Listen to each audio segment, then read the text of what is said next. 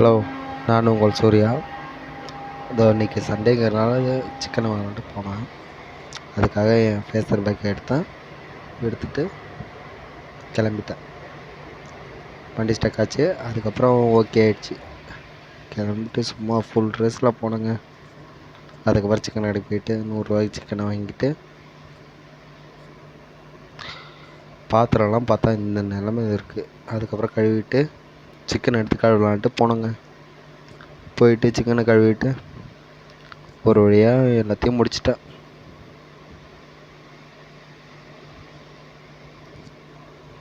First தண்ணி ஊற்றினேன். அதுக்கப்புறம் மஞ்சள் பொடி, அதாவது கிருமி நாசினி போடுறதுக்காக மஞ்சள் தூள் போட்டேங்க. போட்டதுனால கொஞ்சம் ஓரளவு ஓகே அப்படிங்கிற அளவுக்கு இருந்தது.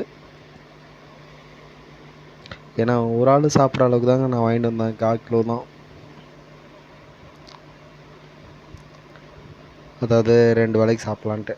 ஏன்னா பேச்சுலர் லைஃப்னாலே சண்டே நான் மார்னிங் சாப்பிட மாட்டேன். ஆஃப்டர்நூன் ஈவினிங் மட்டும்தான். அதுக்கான வெங்காயம் தக்காளிலாம் கட் பண்ணி வச்சிட்டேன். அதுக்கப்புறம் எங்கள் அம்மா கொடுத்த நல்லெண்ணெய், செக்கில் ஆட்டின நல்லெண்ணெய்ங்க. அது ஓரளவு கொதித்து வந்தது. அதுக்கப்புறம் தான் இலை லவங்கப்பட்டம் எல்லாத்தையும் போட்டேன்.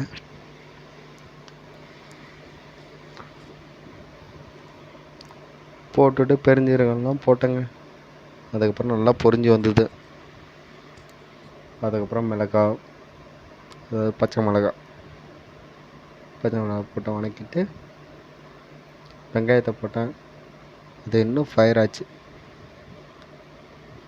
சூப்பராக இருந்தது.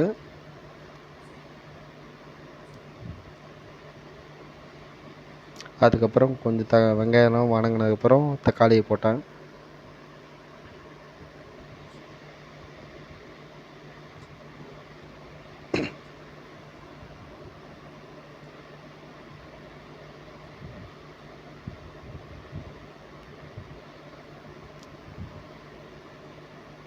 தக்காளியும் கொஞ்சம் நல்லா வதங்கணும்.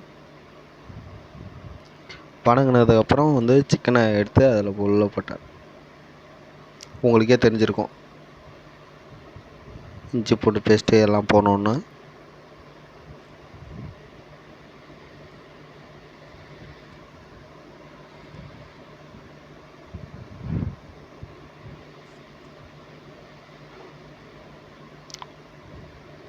லெக் பீஸ் தாங்க இதில் ஒரு அட்டகாசம். வேறு லெவலுங்க லெக் பீஸ். நீங்கள் கடையில் போனீங்கன்னா லெக் பீஸ் கேட்டு வாங்க.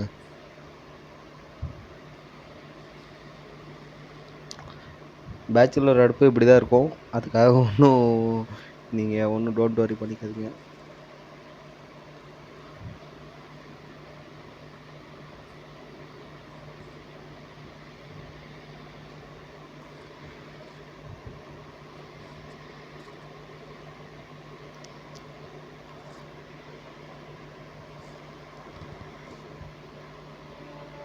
இதுக்கப்புறம் கொஞ்சம் நேரம் கொதிக்க விட்டேன்.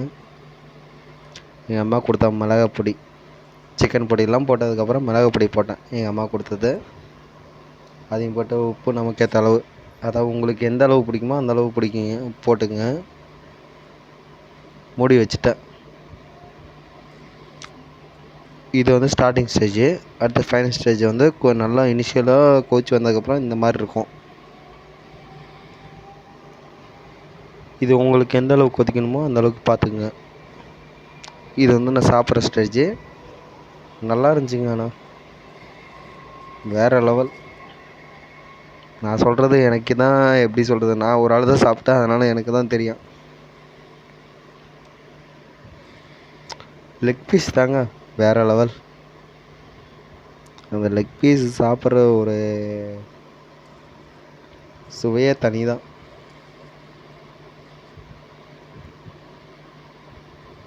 செம்ம டேஸ்ட்டுங்க. நீங்களும் ட்ரை பண்ணி பாருங்கள். பேச்சுலருக்காக இந்த வீடியோ.